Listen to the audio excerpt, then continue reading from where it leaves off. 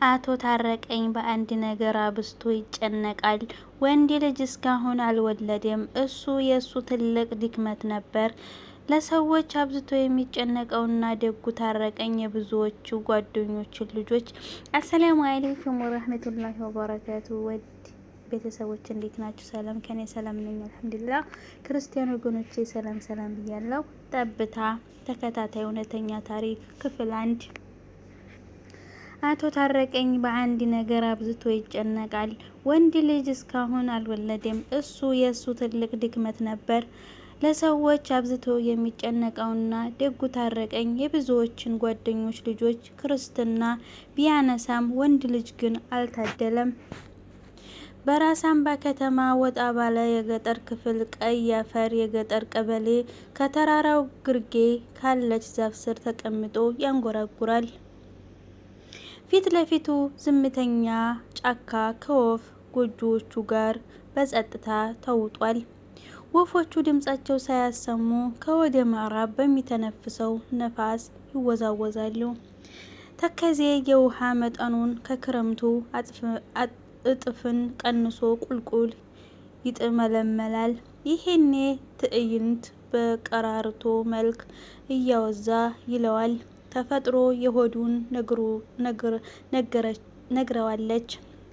ተከዜ የብሶቱ መውጫ መሸሸጊያው ናት። ዛሬም እንደ ወጣትነቱ ዛሬም እንደያኔው ራቁቱን ለዘመን መለወጫ የተከዜ ሙሉ ወንዝ ላይ እንደሚዋኘው ዛሬም የከፋውን ሆድ የባሰውን ችግር ለማንጻት መታጠብ ይዳደዋል። በዘመናት ሂደት በአመታት ሩጫ የማያረጅ የማይለወጥ ወንዝ ቢኖር ለእርሱ ተከዜ ነው። ተከዜ ከኢትዮጵያ ገባር ወንዞች አንደኛው ነው። ከ12ኛው መቶ ክፍለ ዘመን በፊት እንደነበረ የሚነገርለት ይህ ወንዝ ልክ እንደ አባይ መዳረሻውን ወደ ግብጽ ያደርጋል። ስለ ተከዜ ሲነሳ ሲወራ የሰፈሩ ሰው የሚጠይቀው አቶ ታረቀኝን ነው። ልጅነቱን፣ ወጣትነቱን፣ አሁን ደግሞ የእርጅና ዘመኑን የሚያሳልፈው በዚህ የወንዝ ህዲያግ ነው። ተከዜ ወንዝ ዳር ከምትገኘው የዋርካ ዛፍ ቁጭ ብሎ ያፏጨ እንዲሁ ዛሬም በፉጭቱ የሚማረኩ ልጃገረዶች ጆሯቸውን ቀጥ ያደርጋሉ። እሱ ስለሆኑ ለአፍታ አይጠራጠሩም። አቶ ታረቀኝ ሲከፋው እዚች ዛፍ ስር መጥቶ ወንዙን በማየት ያሳልፋል። ስለ ወንዙም አብዝቶ በመጨነቅ ከአንድ ጊዜም 2 ጊዜ ለመገደብ ሞክሯል። የወንዙ የውሃ ሙላት በጭቃ የለሰለሰውን ግድብ ይዞበት ሄደ እንጂ አቶ ታረቀኝ በአንድ ነገር አብዝቶ ይጨነቃል። ወንድ ልጅ እስካሁን አልወለደም። እሱ የሱ ትልቅ ድክመት ነበር። ለሰዎች አብዝቶ የሚጨነቀውና ደጉ ታረቀኝ የብዙዎቹን ልጆች ክርስትና ቢያነሳም ወንድ ልጅ ግን አልታደለም። በዚህ የደስታ ማጣቱ ትልቅ ምክንያት ይሄ ነበር። አቶ ታረቀኝ የሚሰማውን የባለቤቱን ጥሪ ችላ ብሎ አይኑን አሁንም ማዶ ላይ ተክሎ አንዳች ነገር የሚጠብቅ ይመስላል። ትከሻው ላይ ወዝ የጠገበችውን ብትሩን በቀኝ እጁ እያገላበጠ ከቆየ በኋላ መሬት ላይ እየቆረቆረ ምን አለ አሁን ወንድ ልጅ ብትሰጠኝ፣ እድሜዬም እየጨመረ ነው። ምን አለ ደርሶ እንደሌላው ወጣት ሆኖ ባላየው እንኳ መልኩን አይቼ ብሞት። እረ ተው አምላኬ የወንድ መካናት ታድርገኝ። እንዲው የስንቱን ቤት በወንድ ስትሞላው ምን ነው የኔን ሴት ብቻ አድርገህ ወንድ ነሳኸው እያለ ፈጣሪን እየጠየቀም እየወቀሰም ተቀምጧል። ባለቤቱ ወይዘሮ አትጠገብ እረ አንቱ ታረቀኝ በድጋሚ ተጠራች። እየሰማ ዝም ካለ በኋላ ጀመራት ደግሞ ይቺ ጨቅጫቃ አለ። እንዲው እኒህ ሰውዬማ ችግር አለባቸው። እንዲህ ህፃን ልጅ ሰምተው እንዲያልሰሙ ዝም ማለት ይወዳሉ አለችና ሂጂና አባትሽን ጥሪውማ ማለፊያዬ ብላ የ10 ዓመት ልጇን አዘዘቻት። ማለፊያዬ እየበረረች ሄደችና አባባ እታታይ እየጠራችህ ነው አለች። ኤጭ ሂጂ ልቀመጥበት። ምን ይቺ ተንከሲስ ምን ቁም ነገር ኖሯት ነው አሁንና የምትለይ? ብቻዬን ተይኝ፣ ደስ ሲለኝ እመጣለሁ ብሎሻል በያት አለና ማለፊያን ፊት ነስቶ ላካት። ማለፊያም ከወዲያ አባቷ የተሰጣትን መልእክት ሳትጨምር ሳትቀንስ ለእናቷ ነገረቻት። እንደዛ አሉሽ? እኒህ ሰውዬ ዘንድሮ የሚያደርጉት ጠፍቶባቸዋል። ቆይ ምን አድርጊ ነው የሚሉኝ? እሳቸው የማይፈልጉትን እኔ ሳልፈልግ ቀርቼ ነው? ጉድ እኮ ነው አለችና አልጋዋ ላይ ቀስ ብላ ጋደም አለች።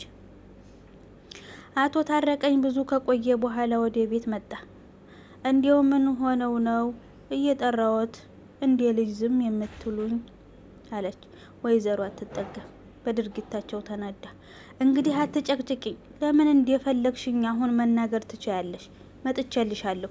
አንቺ ደግሞ ጡል ጡል እያልሽ እናትሽ በላከችሽ ቁጥር ወደ እኔ አትምጪ አለ አቶ ታረቀኝ በመናደድ ወደ ማለፊያ ዞሮ። ይህኔ ማለፊያ አለቀሰች። እረ የማይመቱት ልጅ ሲቆጡት ያለቅሳል አሉ። ደግሞ ምን ሆንሽ? ገና ለምን ተናገረኝ ብለሽ ነው? ቆይ አለና የእጁን ጣት ወደ ማለፊያ ቀሰረ። እረ ምን ሆነው ነው? ጸባይዎ በየጊዜው የሚለዋወጠው ችግር አለ? ያውጉንና እንባትንስቶ በሰነ መንፈስ ምንም ካንቺ ጋር የምንነጋገረው ነገር የለም። በምንስ ጉዳይ ልናወራ እንችላለን? አንቺ ዝም ብለሽ ሴት ልጅሽን ፈልፌ ራስሽን አብዢ አለ አቶ ታረቀኝ። ወይዘሮ አትጠገብ እንደ መደንገጥ አለችና አረ እንደዚህ አይባልም፣ የእርስዎ ልጆች እኮ ናቸው። ደግሞ ልጅ ሴትም ሆነ ወንድ የተባረከ ልጅ ይሁን ነው እንጂ የሚባለው ልጅ ከልጅ አይበላለጥም። እጭ ይሄ ማስተባበያሽ ወደዛ በይልኝ። በይ አሁን የሚበላ ስጭኝና ወደ ዱር ልሂድበት። እሺ እንግዲህ ፈጣሪ ነው እንጂ የሚሰጠውን መርጬ አልወልድ አለችና ወይዘሮ አትጠገብ በይ ማለፊያዬ በሌማቱ የሚበላ አቅርቢለት ብላ ማለፊያን ስትመለከታት እያለቀሰች አየቻትና ደግሞ የምን ማልቀስ ነው? አባትሽ አይደል እንዴ? የፈለገውን ቢልሽስ ብላ ኮስተር አለችባት። አቶ ታረቀኝ የቀረበለትን ምግብ በልቶ ምንም ሳይል ወጥቶ ሄደ። እታታይ ግን እስከ መቼ ነው እንዲህ ለአንቺ መጥፎ አይንና እኛን በጥላቻ አይን የሚያየን? አለች ማለፊያዬ። ወንድ ልጅ እስከ ወልድለት ነዋ እንዴ? እኔ እሱን ባገኘው ቁጥር እየፈራሁ አሁን ምን ይለኝ ነው እያልኩ ተሳቀኩ እኮ እታታይ አለች ማለፊያዬ። አይ ማለፊያዬ አንቺስ ግማሹን ጊዜ ተማሪ ቤት ትውያለሽ፣ እህቶችሽና እኔ መከራችንን አይደል የምንበላ አለች ወይዘሮ አትጠገብ እንባዋ በአይኗ እየሞላ። እኮ እስከ መቼ ማለፊያ ጠየቀች። ወንድ ልጅ እስከ ወልድ ነዋ። እንዲያው እሱ አንዴ ለዚህ ሰውዬ ሲል አንድ ወንድ ቢሰጠኝ ይሄን የያዝኩትን ጽንስ ወንድ ያደረገልኝ እንዲያው ለሚካኤል ስለት አስገባለሁ። እንዲያው አንተ ቅዱስ ሚካኤል እባክህ ተረዳኝ፣ የኒህ ሰውዬ ፊት ይገለጣል አለችና በእርግጥ እሳቸው አበዙት እንጂ አይፈረድባቸውም። ከ12 ልጅ አንድ ወንድ እንኳ አለመኖሩ ትንሽ ያስከፋል አለች። እንዴ እና ታዲያ ለምን 22 አንሆንም? አንቺ ፈልገሽ አላደረግሽው አለች ማለፊያ። እሱማ ልክ ነሽ፣ ግን አባትሽ ይሄን አይረዱም። ለማንኛውም ይሄ የተረገዘ ልጅ ወንድ ሆኖ የቤታችን ሰላም እንዲመለስ ጸልይ አለች ወይዘሮ አትጠገብ። አይ እናቴ ልጁ ቤቱን ሰላም የሚያደርገው ይመስልሻል? አለች። አዎና እንዴት አይሆንም ብዬ ላስብ አለች። እሺ ይሁና። እስኪ ስንት ወርሽ ነው አሁን? ታዲያ አሁንማ እየተዳረስኩ ነው፣ በዚህ ወር መጨረሻ እወልዳለሁ አለች ማለፊያ። ፊቷ ላይ እንባ አልጠፋም፣ አይኖቿ ቀልተዋል። በአባቷ በጣም እየተናደደች ትመስላለች። ክፍል 2 ይቀጥላል።